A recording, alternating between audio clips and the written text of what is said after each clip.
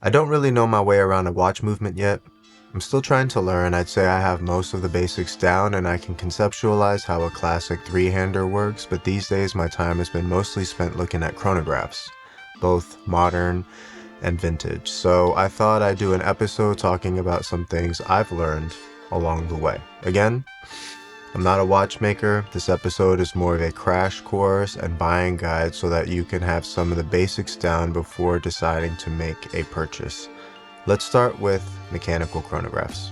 From my research, there are two main types of mechanical chronograph movements: column wheel and cam. Column wheel and cam chronographs are two distinct mechanisms used in mechanical watches to control the start, stop, and reset functions of the chronograph.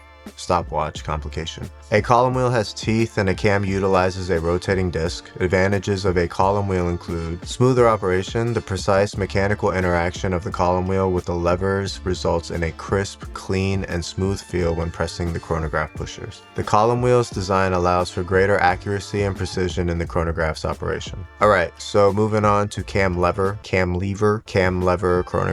The advantages of cam lever chronographs include cams are more common. They're found in a wider range of watches, including those with horizontal clutch mechanisms, and we'll get to horizontal clutch later on in the episode. The disadvantages of a cam chronograph include a less smooth operation. The interaction between the cam and levers might not be as seamless or crisp as a column wheel, and cam chronographs are more susceptible to wear and tear. Two other important terms to know about mechanical chronographs is a horizontal clutch and vertical clutch. The clutch mechanism is responsible for engaging and disengaging the chronograph function with the watch's timekeeping train. The clutch acts as the start, stop, and reset function without affecting the regular timekeeping. The pros of a horizontal clutch is a simpler construction, thinner profile, and in some instances can be more visually appealing. The main con of a horizontal clutch is the occasional jump or stutter when starting the chronograph. The pros of a vertical clutch is a smoother engagement, less wear and tear, better accuracy, and can be designed for continuous operation without compromising performance. The cons is mainly aesthetics. Vertical clutch movements are thicker,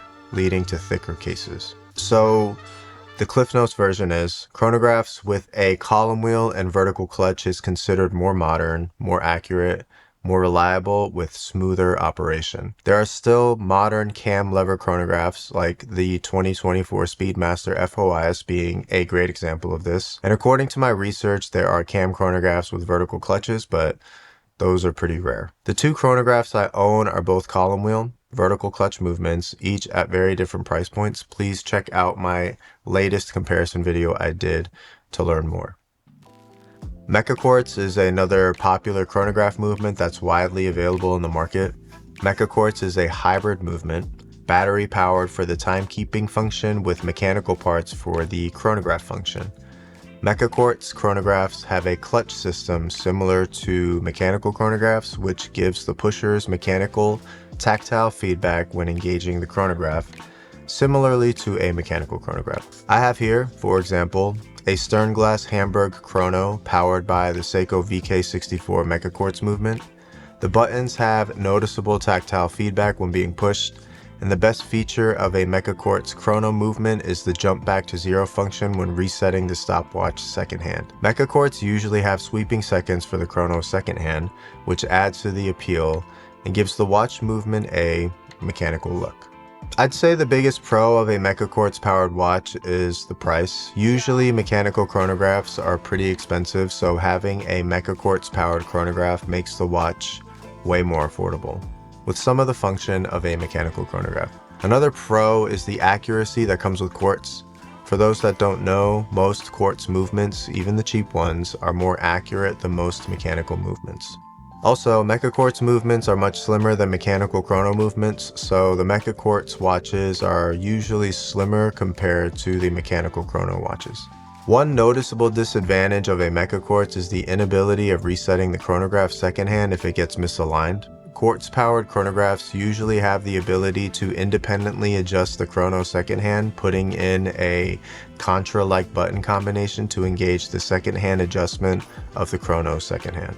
Manufacturers suggest opening up the watch movement and manually adjusting the second hand if it gets misaligned, which usually requires taking the watch to a watchmaker or if you have the tools and some experience getting into the watch movements. My next favorite type of chronograph movement is the solar-powered chronograph. My experience with the V192 and the Seiko speed timer was very positive and left a great impression. Having a solar-powered watch is great for collecting, honestly. They're extremely reliable and always ready to go. Wearing the watch out one time will charge it to full, and usually the solar cells last over 20 years before having to be replaced. The pushers are mushy feeling. Standard quartz chrono movements don't do the snap back to zero trick. They usually spin around to reset.